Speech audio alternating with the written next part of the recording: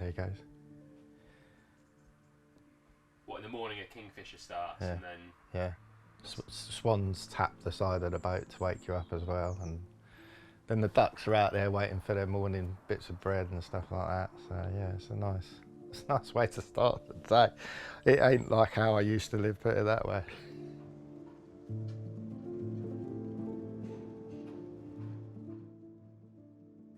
Being on your boat today, Dave, I can see that you use it as a bit of a launching pad. It's given you a bit of a free lifestyle, is that fair to say? It is, yeah. Freedom, gives me freedom. A lot more time to go fishing it gives me, I would say, yeah. 72 hours a week is a lot more possible now. And obviously I work in the shop at the weekend, so yeah, it's a nice life, Are you originally from this area, and what earned you the name The Used Pirate? No, I'm not. Originally I'm from Welwyn City, so I was born and raised in Welwyn City. My mum and dad loved the area. My dad for fishing, fly fishing, Grafton Water and places like that. So it was inevitable that I'd end up in this area. For years now, but probably 20 years, well over 20 years, I've been fishing the river a lot, and I think that's probably where the name The Used Pirate derived from, after chasing lots of golden scale river carp. So yeah, that's probably where it came from, definitely. This morning after a terrible night's sleep, too much wine. This beautiful old scaly 26 pound to go back into the river, unknown, uncaught. Tell us a little bit then about your river exploits. Was it just carp? No, it kind of started off as a night fishing thing. As a young lad, I was allowed to stay up a little bit later if I went night fishing. So we was balling in lots of ground bait, and fishing breadflake and catching bream and chub. We'd also catch small live baits and catch eels, pike sometimes. So no, it didn't start off carp, it didn't. When you got really into the carp on the river, was there many other people doing it? No, not really. In all those early years, I remember seeing a couple of lads from London, and I was interested in what they were up to. The bream, the chub, definitely after that got put on the sideline, and it was all about catching river carp for me. So my early 20s, I was hooked, mate. I was hooked, definitely. Summers would be obviously on the river, and it then obviously gave way to winter and spring, which was, you can't fish the spring on the river, so that was time to have a go on lakes. Smile for the camera, Dave.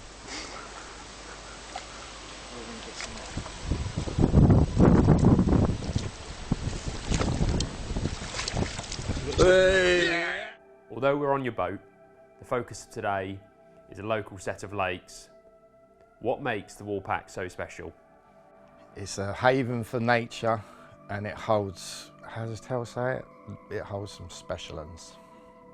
The Woolpack is deep in the heart of Cambridgeshire, literally right in the middle of the Ouse Valley. It's a set of lakes that were dug after the war. They were stocked around the 70s with all the strains, you know, the leanies, the dinks, the Galicians. Those carp in those lakes, which are now fenced off, have grown, matured, and they're Cambridgeshire, absolute Cambridgeshire gems when it comes to the carp fishing side in Cambridgeshire. I was fishing St Ives, and I first got a Lake 8 ticket way back in 2018. I had a dabble, but my main focus was still catching those great carp at St Ives. So it wasn't really until I finished St Ives that I really got stuck into it, which was a couple of years later. I have always been obsessed with targeting old carp. It's not about the size really, it's just they're the most handsome looking fish, and for me that's when you catch a carp like that, it's a 3-day buzz. It's such a high. I love catching old Cam's carp. despite it being fenced, it's not a manicured garden. It's still, it is a paradise. It is a wild paradise, a wild haven for nature. There's birds, there's insect life. It's right by the river, so the river with it flooding gives it the wild aspect. And like I say, even though you're fenced in, you're still a million miles away from anything. Roll on to 2023 then. You started a little bit early. Yeah, too early. Waking up with like frost on top of the brolly, I'd done it every time I fished St. Ives. I'd just get too excited and I always get down too early. It's nice getting to know the lake with no one on there. You can move about, fish different swims. So I always make the most of it while I'm there, even though, you know, percentage wise, I don't think you're going to get one. But there's always a hope, isn't there? There's always a chance of trying to get one. Is it fair to say that you were going all guns blazing for a particular few fish? Oh yeah, absolutely, mate. There's probably 5 in there that are like the renowned 5 that you want in your album. I was lucky to catch one a couple of springs before, which was absolutely stunning. There was now 3 left for me to catch, which were fully scaled golden gems, and I was gunning for them, definitely. Were you going to have to flip between multiple different lakes for these fish, or were they all in one lake? They are all in 5 and 6. It's 2 lakes that's joined by 3 different gaps. So an island in the middle, and they can basically get around both the lakes. They've resided in there for absolutely years. I know the floods of the 80s and the 90s moved a lot of them about, but there is, especially the male commons in there, that date back to being stocked like sort of mid-70s. So old carp, really old carp. This spring you really were focused on how you were going to try and catch some of these fish, targeting certain areas for a particular fish. You weren't trying to catch numbers, were you? Yeah. Tell us a bit more about that. I'm now trying to single out just one carp in a lake full of carp. Well, there's not that many in there. It's a low stock of sort of around 40, 50 carp. But yeah, there was one that I sort of obsessed over more than the others. It was old Cambridgeshire gold, the right scales, the right head, the right body shape. So I was obsessed with this one fish. Starting off in March, it was obviously going to be round on Lake 5, the shallower area. And obviously I went down the usual route of zigging for carp. I definitely started too early because in about 3 weeks of fishing, I saw one fish pop its head out, and I didn't take my eyes off the water the whole time I was there. So yeah, it wasn't until mid-March I was lucky enough to get my first capture from there. And then my biggest zig caught carp. Beautiful. Mid-March. Zip linear. Happy days. Tiger in this one. On a flip-flop. Let's get it back. So I work in a tackle shop at the weekends, and usually it gives me the best time fishing during the week. But being a syndicate and with the popularity of the carp in there now, I wasn't able to always get into the areas that I wanted to be. The one that I was obsessed with, there was a renowned area in the spring that it had come out of, and that April moon phase, that was the time. Unfortunately, not all plans go to plan, and others were in the area. They knew that it came out of that area, and I just missed out on catching it. So with the obsessive fish being caught, it was April the 30th, and it was my 47th birthday. Now, usually I'm following that, the fortnight following that, I'm fishing in the area because that May full moon period just seems to be the one. St. Ives, I caught a lot of the big girls around that time of year. But we celebrated my 47th away in Spain, Getting back, I think I was back sort of around the 6th or 7th, so I decided to actually take a week's holiday at the Woolpack. Now, the Woolpack is quite renowned for being, they're tricky carp to catch, so you really need to apply the best of finesse, your best watercraft. The fact that everyone was still kind of fishing for bites, zigs and singles. I remember messaging you, Jack. I had a big bucket of, dare I say it, munger, and all sort of forms of trick attack just went out the window, and it just became an absolute spotting session down there for me. But it wasn't done on by accident. I feel like with everyone still going down, you know, the little trip and muck traps and little bait and approach, I just felt at that time of year, based on everything that I've done in Cambridgeshire over the years, it would be the one. Maybe I'd have to wait 3 or 4 days for the fish to move in after the old spoms had attacked the surface of the water. But I just felt I was hoping it was gonna happen. That session, I put out just half a bucket to start off with. But a group of us ended up down the pub for steak sandwiches and pints of beer, and my mate Jenko said, well, if you're going to be here a week, you might as well put the whole bucket out. And I think with a bit of Dutch courage, it had to be done. So when I got back to the swim, I put out the rest of the remaining bucket, which was shrimp boilie with a few squid boilies in it, a bit of hemp, a bit of shrimp pellets. So it was a good mixture of stuff. Out it went for the night. With that much bait out there, I wasn't expecting anything to be happening for maybe 2 or 3 nights, waiting for the fish to sort of move into the area, have a good look around the area. But so by first light, I was in total shock. I have to be honest, I was in total shock that I got the bite after putting that much bait out on a water that's renowned for being tricky. And it was a slow thumping fight, not a heavy fight, not much of a fight as such.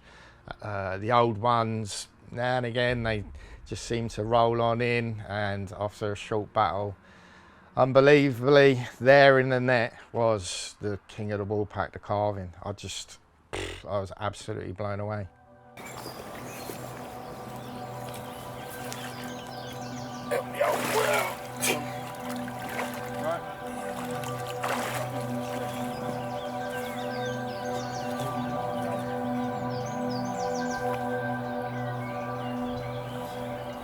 There's 2 commons in the valley, and they are ancient old commons. I mean, as I said before to you, these fish go right back to the sort of 76 stocking. With the floods, it's so hard to keep track of what fish are where and how old they are, but those 2 commons, Fred and the carving, are definitely the oldest commons in the valley. The biggest common in Lake 5-6 is obviously the carving. So not only is it the oldest, it's the king as well, it's the biggest. On the head. Got some?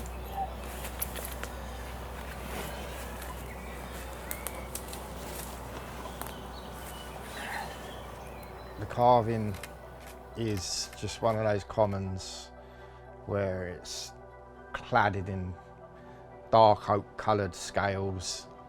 Cambridgeshire, those carp have got a renowned shaped head to it. This portrays it so well. Lovely little heart-shaped tail. The fins are weathered just to prove its ancientness. It's as far as commons go, it's probably one of the best looking in the valley. It's a stunning common. And I caught it at 41 pound, I can't remember.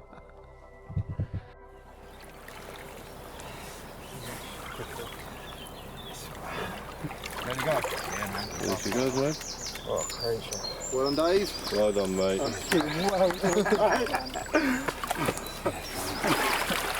Well give your hand up. Well done, mate.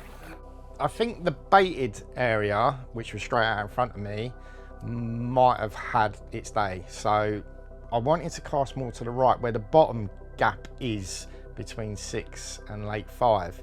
I wanted to have just a better angle at that. So by moving just one swim down, I could now fish the gap that they were renowned for early spring, going through 6 into 5. You could actually sit and view them going between that gap. It was the most popular gap at that time of year. So yes, I caught the big one, but I wanted to also get, you know, a chance of maybe another bite right in front of that gap.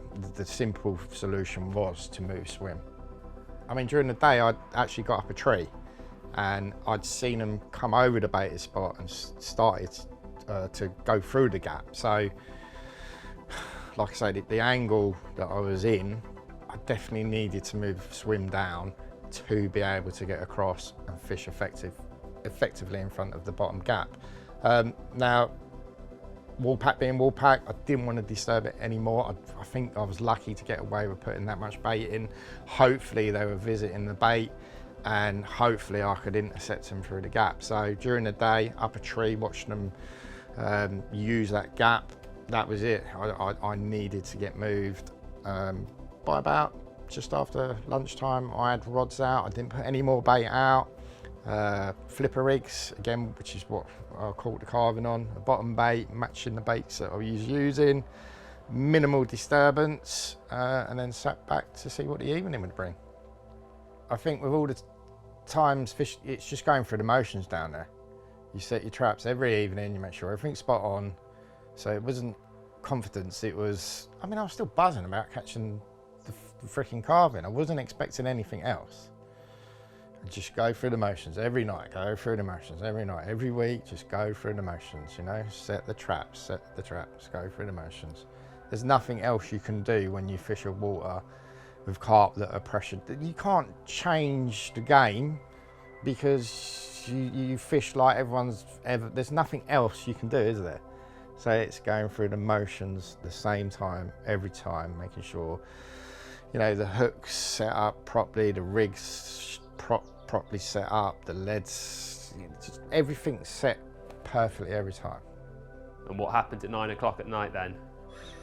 I got the bite. I got a bite from catching the carving that morning. Still absolutely delighted about catching that, celebrating it with good anglers down there, to then catch one of the other really cool commons in there, pink tips. One I'd never ever think I'd catch. I never expected to catch it. Came out 58 weeks ago, is that right? Something like that. The dorsal, it's like spiky, like a perch's dorsal. I'm not joking, it's like spikes. Yeah, mate. Wow, what a carp. Jet black, dragon-like scales, spiky dorsal, bobbly eyed. It looked like something out of the Amazon. It is the craziest looking old carp I've ever seen. And then obviously it's got that delectable pink mark on the bottom fin. I was absolutely blown away. Two of the best looking commons in there. I couldn't ask for anything else, Jack. It was amazing. Delighted with that catcher. My bites instantly dried up that side. God bless his soul. Jimmy Wilson was on the opposite side of the lake, and it was now his turn to catch a load of fish. It done me proud with the pictures of the carving, and then it was my turn to do a load of video footage for him. He caught 2 cracking fish from that side, and that was it basically. They sort of tied themselves up ready for spawning, and it was time to move away from the lake. Being a month away while the fish were spawning, I was straight back at the end of June, having another go at trying to catch the one that I wanted, put it that way, obsessed again. And it didn't take long after the first night, back to fishing a bit more finesse this time. I managed to catch a lever. I've not caught that many, if but one. So Lucy the lever from the Woolpack, a true nude as such. Look at that.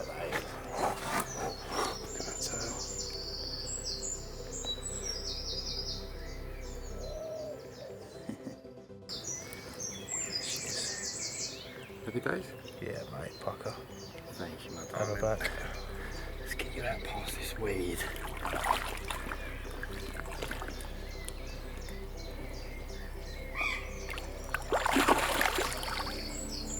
Very angry. Well done, mate. Back a couple of days later, I managed, same tactics, same area, managed a lovely looking linear from the Woolpack. I don't think this one's got a name, but it was a stunning Cambridgeshire linear nonetheless. So it was now time for the annual break, middle of the summer.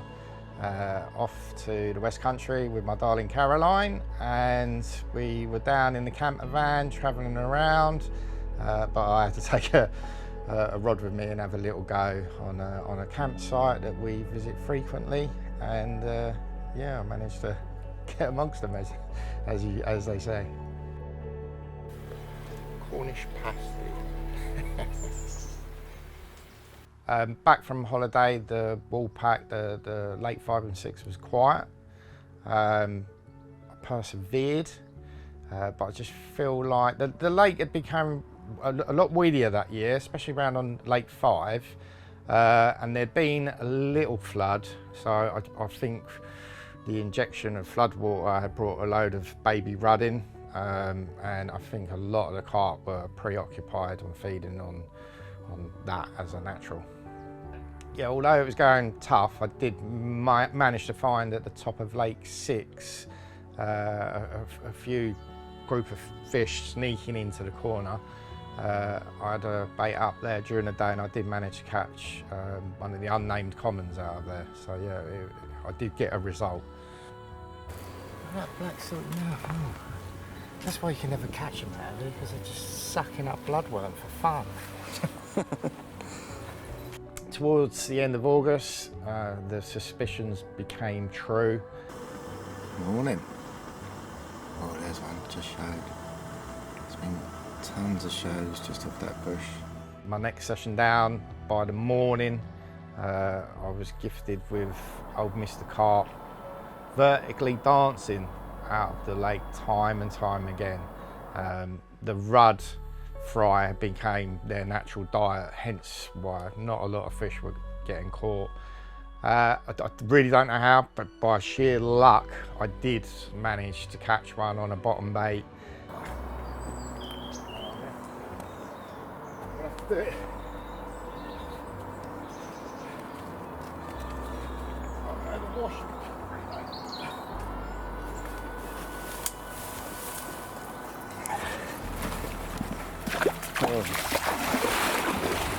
Got in, done it. Albeit it was sort of 30, 40 feet off of where these carp were given their head pokey displays. And once I got it in the net, it was actually coughing out baby rudd, suspicion confirmed. We're at the end of August now, and it was all well and nice catching a few, but you know, the mission was still clear. Tunnel vision was still on, and even more so as we went progressively towards the autumn. That fully was burning in the back of my mind every time I cast it out, and it was real. I was obsessed. I was going through the motions, but I assure you, every time I casted that rig out, it was spot on for that one every night. Yeah, so end of August, that night I caught a lovely mirror. Very excited to catch it. A character in the shape of measles. The next morning, I received the news in the swim next door, my target fish had come out. So, even though I was going in for it, I was a bit gutted that it came out next door. Congratulations to the angler catching it, but it was back to try again after that.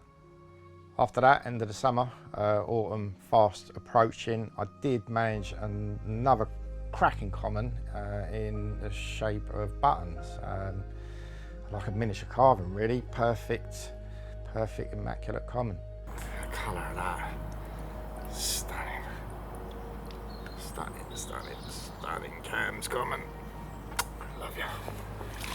Now the Woolpack Lake 5 and 6, it's renowned for being difficult, and when I mean difficult, I mean really difficult.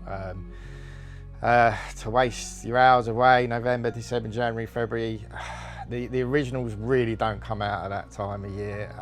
People have tried. I don't know why. It's only a metre away from the lake next door, and that does bite us all winter long. So rather than wasting time, I was off fishing other venues for other carp.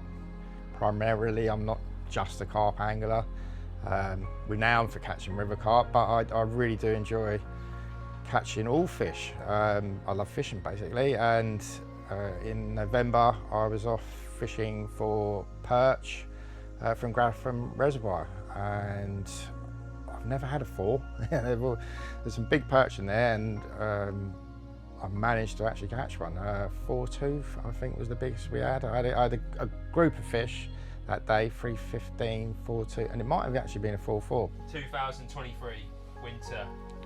Yeah, not half. The Ouse Valley, when it wants to, it can shut roads, it can turn lakes into rivers, and with the constant rain in that winter, 2023, the valley filled up with water. You couldn't actually drive down to the Woolpack. The car park, the track into the Woolpack had basically it was a river. It was as simple as that, it was a river. Unlike most floods, they're around for a couple of weeks. I think with the rain, with the problems that they had on the sluice gates at St Ives and Browns Lock, the water hung around for weeks and weeks and weeks. Where I was fishing, it's a bit higher ground, but even that, it was a trudge through a foot of water to get to the swim. And even one morning I found myself sitting in water inside my brolly. Well, you've heard of the endless summer. This is the endless winter.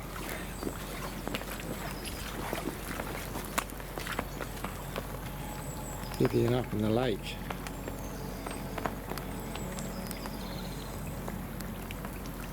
More rain, and more rain. It was the worst floods that I could ever remember. Back to the Woolpack though, with it being a river, with all the lakes colliding together with the amount of rainfall, with it being, it became quite mild that spring, with the water level still high and it not going down. It works on like a reservoir, and the river would draw the water away from the lakes and obviously bring it back down to the level. With it, like I say, being flooded for so long, those lakes stayed high for weeks and weeks, which meant the carp could basically swim around the whole complex from lake to lake and end up being wherever they wanted to be. How does it play on your mind targeting a fish and not even knowing if it's in the lake you're fishing? It was a strange. The floods had definitely left their mark. We had to wait for it to subside before we could even get back into the swim. So yeah, back to your point, were the fish actually in front of us that we were targeting? There is really nothing you can do at that moment but just carry on going through the motions.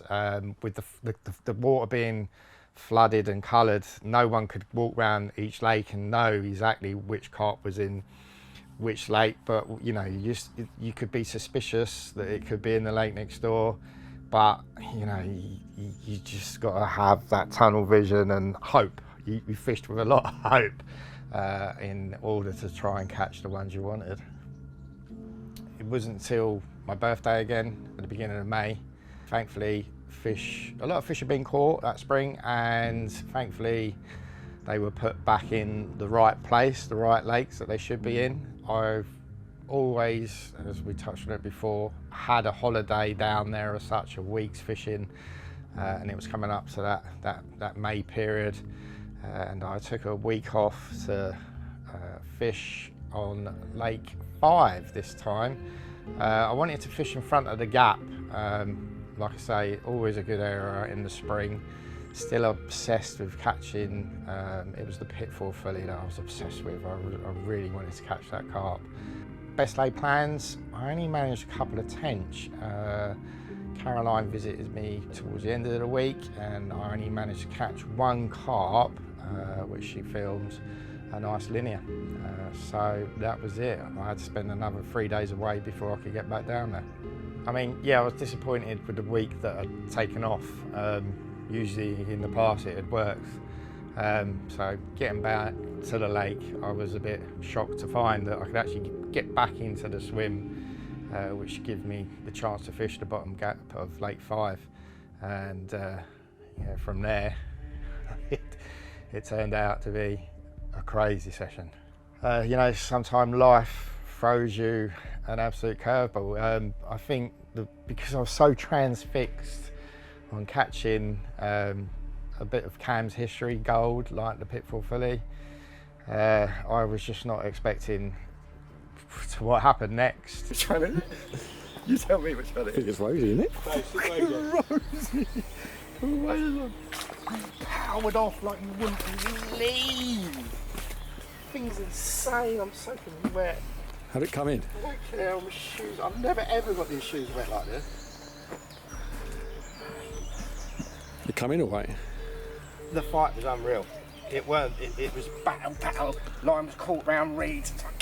Oh my days. Alright, let's get this done, boys, because we are losing a light big time. I mean, Rosie, the biggest in the lake, 47 pounds. Let go. I'll zero this one. Do the pictures first, Dave. Do the picture, Dave, we've got to do the pictures now. Overslung mouth, old scale, just what an incredible fish. Again, chunk of a mirror, heart-shaped tail. I was in shock, I was in absolute shock. Oh my days. Oh my days. I'm blown away. Go on, Dave. Never in a million years I'd thought I'd catch this carp. It's pretty much 47 bang on, are we? What would you reckon, Carl? 47 47 bang on. 47 bang on.